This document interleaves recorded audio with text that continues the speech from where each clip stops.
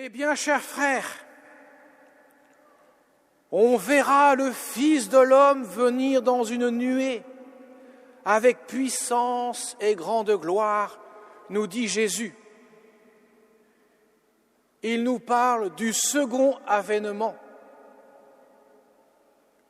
Nous entrons aujourd'hui dans le temps de l'Avent, Avant qui vient du mot avènement, qui veut dire la venue du Seigneur. Or, dans quelques semaines, le 25 décembre, nous célébrerons la nativité de notre Seigneur Jésus, la première venue de notre Seigneur Jésus en ce monde, le premier avènement. Il est venu humble parmi les humbles, presque sans bruit. Personne ne l'attend. Il s'est fait homme dans un tout petit bébé, reposant dans une mangeoire à Bethléem, la ville du pain. Lui qui se donnera en nourriture dans le mystère de l'Eucharistie, signifiant cette mangeoire, rappelant cela justement. Il est venu humble, mais voilà que le second avènement, celui que nous attendons encore, que nous ne connaissons pas, nous ne savons pas quand est-ce qu'il arrivera, nous ne connaissons ni le jour ni l'heure, nous dit Jésus. Seul Dieu connaît l'heure.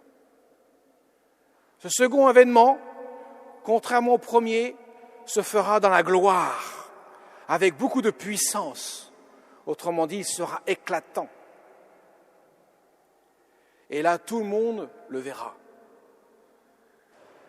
Autant le premier s'est produit dans l'humilité, caché aux yeux des hommes, autant le second se fera avec grande gloire. Et Jésus donne les signes précurseurs de ce second avènement que nous ne connaissons pas encore. Peut-être le verrons-nous, peut-être ne le verrons-nous pas, peu importe, ça n'a aucune espèce d'importance. Un jour, ça arrivera, quand ? En tout cas, Jésus donne des signes qui sont avant-coureurs de ces grands événements. Il y aura des signes dans le soleil, et même les hommes mourront de peur, pour signifier que ça sera la fin d'un monde.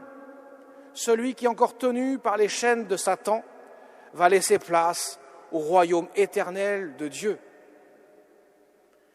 Ça sera une décadence d'un royaume pour laisser place à la fulgurance du royaume éternel de Dieu.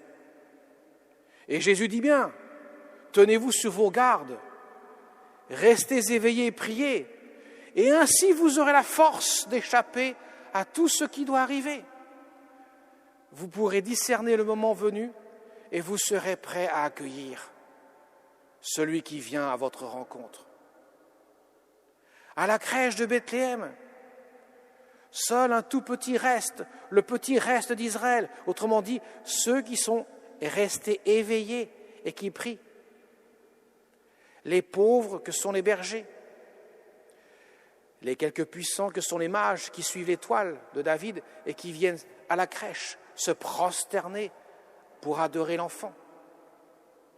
Ils étaient dans la joie de sa venue. Les bergers, après avoir quitté la crèche, ne cessaient de rendre gloire à Dieu pour ce qu'ils avaient vu et en parler à toute la contrée.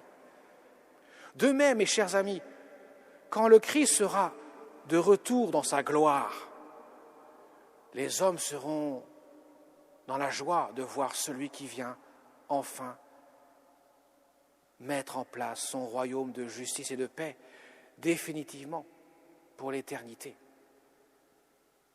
Ainsi, l'avènement du Christ est un motif de joie.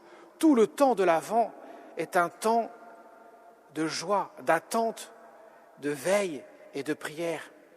Comme la Vierge Marie s'est préparée depuis sa tendre enfance à accueillir dans son sein l'enfant Dieu.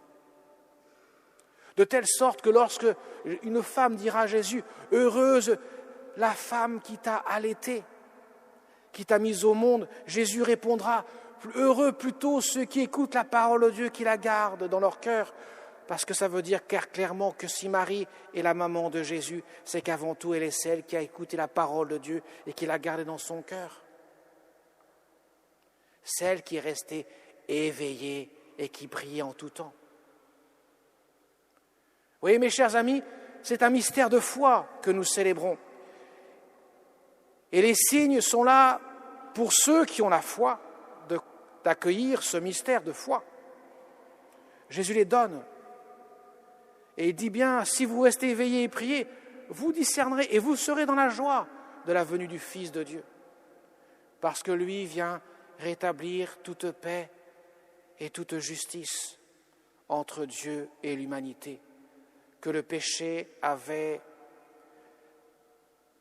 abîmé, en éloignant l'homme de lui-même de Dieu, en coupant cette relation que Dieu avait instaurée avec l'homme, en la coupant par son propre péché, par son refus d'amour. Jésus, en prenant tout sur lui, dans son premier avènement, laissant le soin des siècles pour que les hommes puissent accueillir la grâce de Dieu, se tourner résolument vers lui, faire vivre la grâce en eux, et ainsi venir, par le second avènement, récolter les fruits de la grâce. Tout ce temps que Dieu nous laisse est un temps de conversion, de retournement du cœur vers lui, d'habitation de la grâce dans nos cœurs. Voilà pourquoi il y a des siècles entre le premier avènement et le second avènement. Mais comme Jésus ne nous laisse pas orphelins, ne nous laisse pas seuls, en train de patauger dans la semoule de ce monde, il vient aussi chaque jour dans notre cœur par la prière. C'est le troisième avènement qui s'intercale entre les deux. Chaque jour, Jésus vient à notre rencontre. Et le second avènement, nous le vivrons tous quand nous quitterons cette terre. Quand la mort nous rattrapera, il est évident que pour nous, ce sera la fin du monde. Et là, si notre cœur est resté éveillé et en prière, nous reconnaîtrons le Seigneur de gloire venir à notre rencontre et nous faire entrer dans ses demeures éternelles. Vous voyez, mes chers amis, si nous commençons le temps de l'Avent par parler du second avènement que nous attendons, qui n'est pas encore réalisé, c'est pour nous mettre dans l'attente de la venue du Christ dans le premier avènement dans la crèche de Bethléem, pour que ça ne soit pas seulement un anniversaire que nous allons fêter dans un mois, à peine un mois, mais que nous allons plutôt au contraire fêter l'avènement du Christ dans la vie de chaque jour, dans nos vies de chaque jour, où Dieu veut établir sa demeure en nous. La crèche, c'est pas simplement dans l'église, dans les maisons, c'est dans nos cœurs que Dieu veut l'établir. En nous mettant dans l'attente, la liturgie nous met dans l'attente du second avènement, elle nous met ainsi, elle nous ressent dans l'attente du Christ tout court, lorsqu'il vient dans la crèche de Bethléem pour ainsi habiter notre cœur. C'est ce qu'a fait notre Mère du ciel, la Vierge Marie. Sans cesse, elle était résolument tournée vers Dieu. Sans cesse, son cœur était épris de la grâce de Dieu. Alors demandons-lui, dans ce temps privilégié de pénitence, parce que c'est un temps de pénitence, c'est un temps de préparation. La pénitence, c'est je me prépare, je me tourne vers mon cœur, vers Dieu pour enfin, le jour où nous célébrons la nativité du Seigneur, que je puisse la célébrer dans mon cœur, avec cette présence de Dieu dans mon cœur.